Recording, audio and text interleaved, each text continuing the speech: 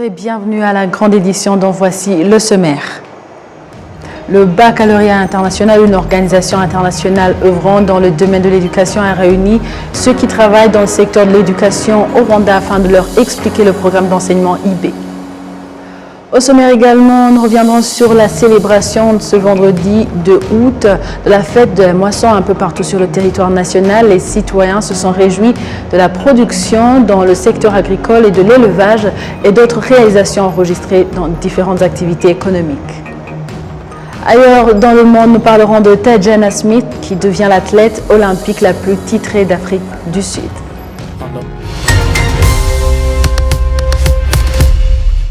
Bonjour et bienvenue à la grande édition de la télévision rwandaise. Le ministère de l'Éducation affirme que des programmes éducatifs sont ajoutés aux programmes scolaires réguliers au Rwanda pour contribuer à améliorer la qualité de l'éducation. Cela a été annoncé ce samedi lorsque le baccalauréat international, une organisation internationale œuvrant dans le domaine de l'éducation, a réuni ceux qui travaillent dans le domaine de l'éducation au Rwanda afin de leur expliquer le programme d'enseignement IB.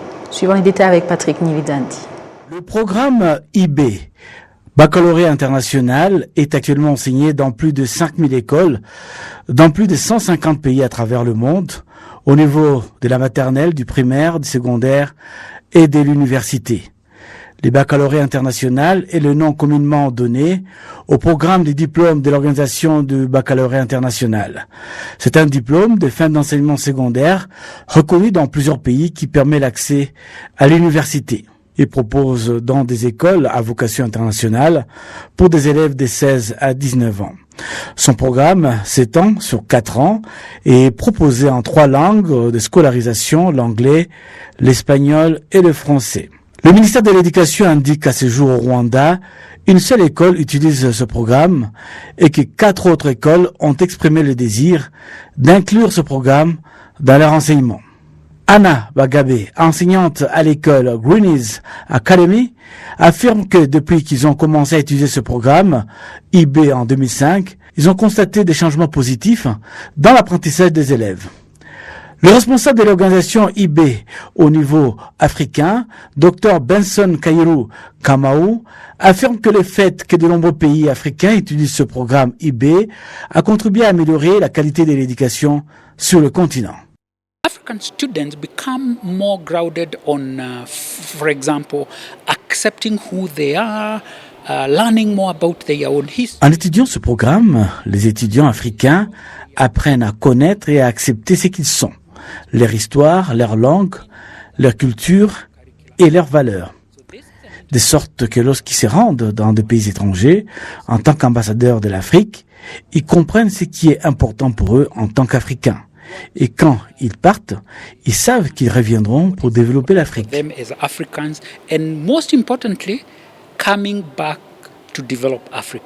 Le programme de diplôme a été créé en 1968 par l'École internationale de Genève avec pour objectif de faciliter la mobilité géographique et culturelle et de promouvoir la coopération internationale. Le programme du premier cycle secondaire existe depuis 1994. Il a été créé à l'initiative de l'Association des écoles internationales pour encourager la sensibilisation internationale en mettant l'accent sur les compétences, les attitudes, les connaissances et la compréhension nécessaires pour participer à la société mondiale. Kigali accueille depuis vendredi une rencontre économique de 3 jours réunissant plus de 100 chefs d'entreprise. L'objectif de la réunion est de discuter donc 2 objectifs économiques regorgent le continent et leur exploitation pour qu'elles deviennent une réponse aux défis de développement du continent. Suivons les détails. Plus de 100 chefs d'entreprise africains participent à une réunion de 3 jours au Rwanda.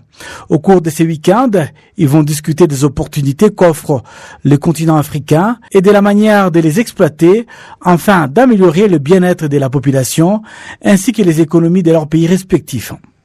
Ces dirigeants affirment que le fait que cette réunion se tienne pour la première fois sur le continent africain, notamment au Rwanda, est un signe que les Africains eux-mêmes continuent de valoriser les opportunités du continent. Notre objectif est de rappeler aux Africains qu'ils disposent des ressources les plus importantes à exploiter à partir des ressources naturelles de ces continents. Si nous pouvons gérer les nôtres correctement, la pauvreté ne serait plus qu'un rêve. En bref, nos dirigeants devraient se rappeler de faire ce qu'il est juste, dans l'intérêt des peuples. Telles sont les questions sur lesquelles repose l'Afrique. Quand je suis arrivé au Rwanda, j'ai été impressionné par la culture de ce pays, le leadership, et lorsque les dirigeants font des bonnes choses, le peuple prospère aussi. J'appelle donc les dirigeants africains à se rappeler de leurs responsabilités dans la résolution des problèmes des populations, pauvreté, faim et bien d'autres. S'ils font des efforts pour donner une éducation à la jeunesse, c'est l'héritage qu'ils laisseront au peuple. I think the society will be a great place. Une entrepreneur rwandaise faisant des affaires en Zambie qui participe à cette rencontre économique, Mwahewimana Grace, a indiqué que le choix fait par le Rwanda d'autoriser les Africains à entrer sans visa sur son sol était déjà un signe précurseur de la volonté du pays de faciliter le commerce entre les différents pays du continent africain. Certains des défis auxquels le continent africain est confronté comprennent le manque de confiance entre les différents pays, les infrastructures de voyage inadéquates, une circulation de biens et de services qui ne se fait pas correctement et bien d'autres. Le Rwanda a célébré ce vendredi la fête de la moisson un peu partout sur le territoire national. Les citoyens se sont réjouis de la production dans le secteur agricole et de l'élevage et d'autres réalisations enregistrées dans différentes activités économiques.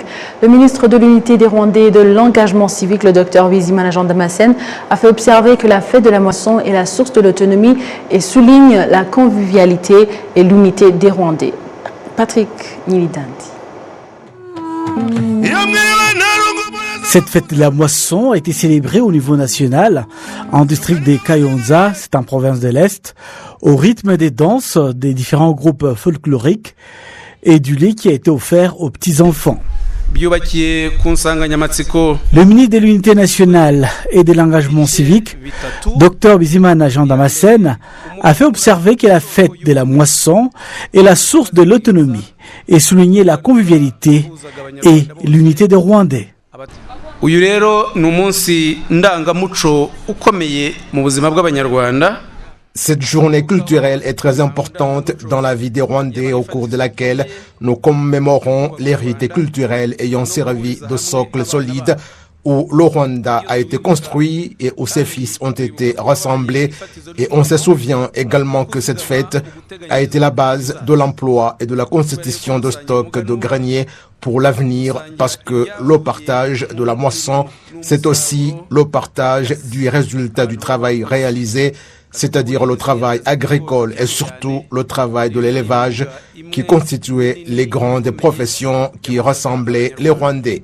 Le thème retenu cette année pour la fête de la moisson comprend 3 éléments, dont le premier est la moisson comme source de l'unité, et c'est ce que j'ai rappelé en démontrant comment la fête de la moisson rassemblait tous les Rwandais, où les citoyens partageaient avec leurs dirigeants et qui eux-mêmes partageaient entre eux, et toutes les catégories sans exclusion aucune.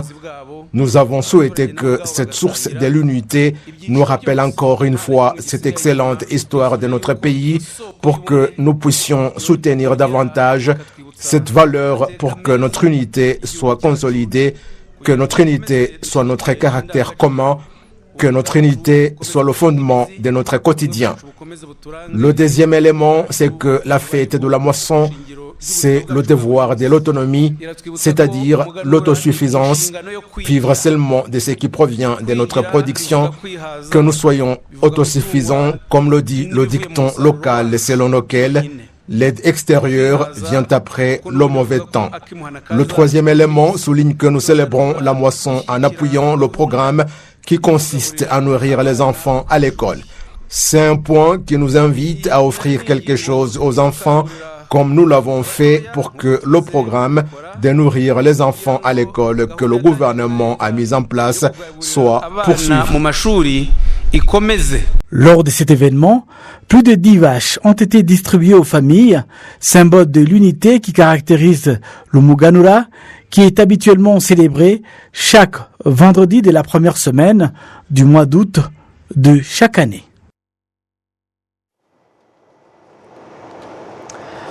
On continue dans le même angle d'idées pour recevoir Jessica Mniza, chercheuse en sociologie, militante de la mémoire et conférencière pour parler de Rumuganura et la jeunesse. Bonjour. Bonjour. Si je parle de l'unité et le devoir de l'autonomie, comment est-ce que tu définis Rumuganura et qu'est-ce qui te vient à l'esprit tout d'abord? Ce qui me vient à l'esprit, c'est d'abord quelque chose qu'on retrouve beaucoup sur Google. Tout simplement, quand on tape Umuganura, on y lit que c'est notre Thanksgiving. Et moi, j'aimerais dire que pour moi, c'est l'exact inverse. Parce que Thanksgiving, c'était une fête coloniale amenée dans un pays qui n'avait pas cette fête-là auparavant. Alors que le Rwanda a rétabli l'Umuganura qui avait été interdit par la colonisation belge et on l'a rétabli depuis 2011. Et ça faisait partie en fait de toutes ces stratégies politiques qui avaient été mises en place pour saper l'autorité du roi et briser la culture rwandaise, ce qui a mené in fine au génocide.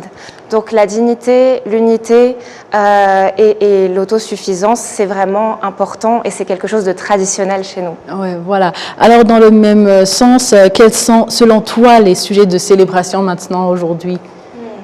Aujourd'hui, on peut célébrer la sécurité, la paix, mais aussi le fait que le pays est vraiment à cœur d'aider toutes les couches de la société. J'ai vu que cette année, on avait un programme pour parler des enfants, de la scolarisation, du fait qu'ils doivent être bien nourris. Ça, par exemple, c'est un programme de développement des plus importants. Notre jeunesse, c'est tout. C'est le plus important. Voilà. Et toi, personnellement, qu'est-ce qui fait ta fierté maintenant? Tu es une jeune Rwandaise. Qu'est-ce qui fait ta fierté pour que tu puisses partager aux autres? Ma plus grande fierté, c'est mon combat, la lutte contre le racisme. Quand je le menais en Europe, je me trouvais à toujours essayer de convaincre les gens de lutter contre le racisme, d'œuvrer pour plus d'unité. Et ça n'intéressait pas grand monde. Aujourd'hui, je pense être dans l'un des rares pays qui a ce projet politique à cœur, l'unité du peuple, la paix et la lutte contre les divisions. Voilà. Alors maintenant, on a une audience, il y a la jeunesse, c'est l'avenir du pays. Quel message pourrais-tu donner à notre audience, à ceux qui nous suivent, dans le sens de leur partager le fait qu'il est de la responsabilité de tout un chacun de consolider l'unité? Je pense que chacun, à son niveau, peut faire des actes de solidarité et d'unité. C'est par exemple donner à manger à son voisin qui en manque, accompagner une personne qui a du mal à faire ses démarches administratives toute seule. Ne pas seulement se reposer sur le fait que l'État organise la solidarité, mais le faire soi-même à son échelle. Ça peut être un étudiant dans son université qui va aider ses camarades à réussir une matière ou une autre. Des choses très simples comme ça, chacun peut le faire. Ouais. Je ne pourrais pas te laisser partir sans te demander sur l'informatique, la technologie, les réseaux sociaux. Quelle méthode pourrais-tu conseiller à ceux qui te suivent ou bien à ceux qui aimeraient vraiment faire un combat sur les réseaux sociaux pour consolider toujours l'unité? Oui, il s'agit de partager l'histoire, chacun à son niveau. Certains sont sur WhatsApp et peuvent parler dans leur boucle familiale et empêcher le divisionnisme, le racisme, les idéologies de haine. D'autres sont sur Instagram, sur TikTok et ils peuvent soit partager des posts qui sont déjà faits, soit en faire eux-mêmes à leur niveau, des choses très simples, ou s'ils ont lu beaucoup de livres ou d'articles, des choses un petit peu plus complexes. Mais c'est vraiment de ne pas penser qu'il faut être expert ou universitaire pour œuvrer pour l'unité. C'est à chaque citoyen de le faire à son niveau et surtout à tout âge. Voilà. Merci beaucoup, Jessica, pour ton temps. Voilà. Merci beaucoup. C'est un plaisir. On continue avec l'actualité pour parler d'une superficie de plus de 7000 hectares de forêt, donc qui sera dans les 5 prochaines années déchiffrée et reboisée dans les zones de province du sud, de l'ouest et du nord. Suivons les détails avec Kassim Youssouf. La détérioration de la biodiversité dans ces zones est, selon les services en charge de la préservation de l'environnement, très préoccupante, alors qu'elle constitue l'habitat naturel de la plupart de cette biodiversité au Rwanda et en Afrique, des zones où l'on trouve des espèces d'arbres, d'oiseaux et d'animaux qu'on n'aperçoit nulle part ailleurs. Ce préjudice est la conséquence de l'action humaine, notamment la pyromanie, la chasse, l'agriculture et l'élevage. Lors du lancement de ce projet qui apportera des solutions aux activités humaines dévastatrices de l'environnement, les dirigeants des différents districts des provinces du Sud, de l'Ouest et du Nord on fait observer qu'il intervient au moment opportun et qu'il va entre autres booster le développement socio-économique de la population qui est parmi les acteurs de sa mise en exécution.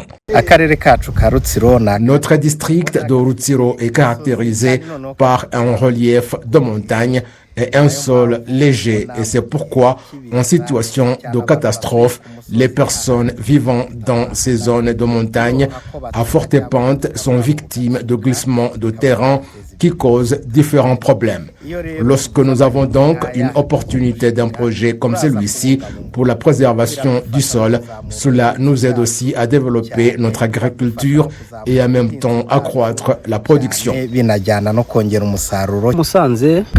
Musanze est parmi les districts où la population croît de plus en plus et s'il n'y a pas de bonne gestion de l'environnement, il est endommagé. Ce projet va nous aider. Certes, l'accroissement de la population signifie plus de forces vives du pays, mais il faut aussi avoir de moyens pour préserver l'environnement. Lors des catastrophes naturelles qui ont touché l'année dernière les provinces de l'Ouest et du Nord et ont endommagé beaucoup de biens et ont emporté la vie d'environ 130 personnes, beaucoup d'observateurs avaient fait remarquer qu'il fallait faire encore plus pour lutter contre les effets du changement climatique. L'Office rwandais en charge des forêts indique que ce projet va permettre de revoir le plan d'action des activités relatives à la lutte contre les effets du changement climatique en tant que l'un des problèmes auxquels la zone de la crête Congo-Nil est confrontée. Iri sunzu rifite ikibazo gishingiye ku mihindagurikire y'ibihe aho ubona. Cette crête est confrontée au problème de changement climatique et on voit qu'il faut plus d'attention à toute la biodiversité qu'on y trouve et pour y parvenir, nous devrions nous préoccuper du sort de la population avoisinante. Il s'agit d'un excellent projet qui va apporter des solutions à ces problèmes et ce projet va surtout focaliser sur la planification où il va s'assurer qu'elle est modifiée et qu'on y ait introduit des mesures visant à lutter contre le changement climatique, notamment le reboisement et le défrichement des forêts arrivées à maturité et le développement socio-économique tout en éliminant le problème d'érosion. Le bois des habitants soumis au déboisement comprend une superficie de 2500 hectares et puis le reboisement va concerner les zones qui ont souffert d'incendies dans la forêt de Nyungwe, notamment sur environ 4500 hectares et sur 500 hectares dans la forêt de Gishwati Mukura. Tuzosubiranya amashyamba ahangiritse kugera kuri hegitari 500. Le projet en question sera pendant les 5 prochaines années opérationnel dans les districts de Musanze, Ngororero, Nyaruguru, Nyamasheke, Karongi, Nyamagabe, Rusizi, Nyabihu et Rubavu et son financement est de plus de 50 milliards de francs rwandais. Alors qu'on observe encore des activités humaines qui détériorent le parc national de Nyungwe, ceux qui habitent à sa proximité du côté du district de Nyamasheke sont invités à réfléchir encore plus sur les bienfaits que ce parc leur procure pour qu'ils puissent le préserver davantage. Suivons les détails. L'Agence de recherche et de préservation de la biodiversité du parc de Nyungwe indique que depuis l'année dernière, l'on observe encore des personnes qui s'adonnent à des activités qui lui sont nuisibles, notamment des pièges qu'on y dépose et qui tuent des animaux. Cette partie proche de Banda est en tête en ce qui concerne la pose des pièges. On y dénombre 1057 pièges. En 2023, à Banda, environ 10 braconniers ont été arrêtés. Parmi les primates les plus visités et qui entraînent beaucoup de recettes, l'on trouve des chimpanzés. C'est très dommage d'entendre qu'une personne l'a tué avec une lance. Des anciens braconniers et d'autres personnes qui pratiquaient des villes activités ayant changé de mentalité sont maintenant parmi ceux qui sont chargés d'assurer sa préservation, travail qui a transformé leur quotidien. Après que nous ayons laissé de côté le braconnage, on nous a rassemblés dans des coopératives et c'est du travail payant parce que nous avons chaque mois un salaire. Si maintenant je me suis construit une maison où je vis avec ma famille, vous comprenez que c'est très utile.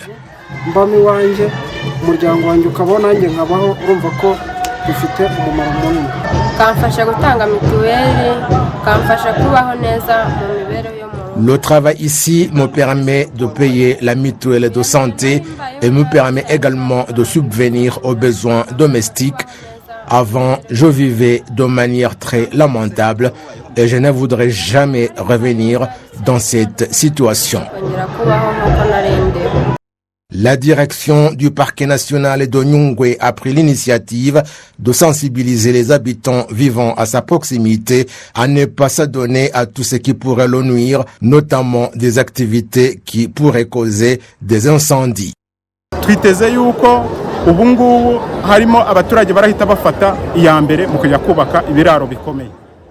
Nous espérons qu'il y aura des habitants qui vont prendre les devants pour construire des fermes bien solides et puis pour lutter contre le conflit qui pourrait exister entre l'homme et les animaux, les habitants vont les protéger.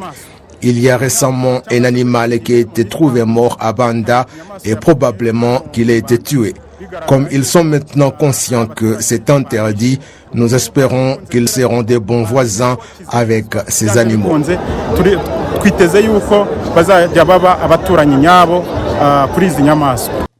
Le parc national de Nyungwe s'étale sur 2 districts de la province du Sud et sur 3 en province de l'Ouest et particulièrement un district de Nyamasheke. Ce parc touche à 7 secteurs.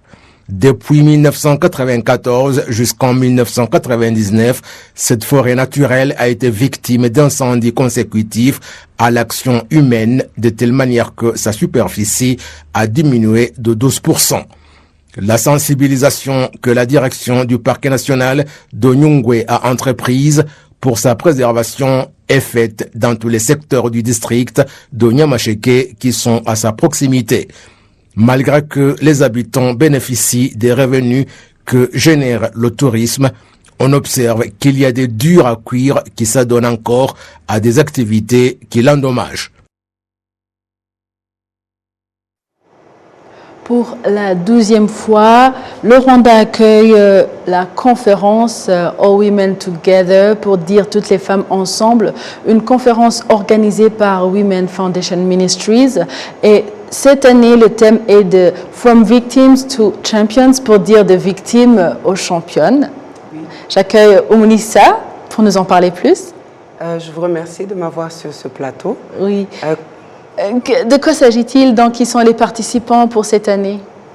Alors, les participants pour cette année, comme toutes les années, ce sont des femmes.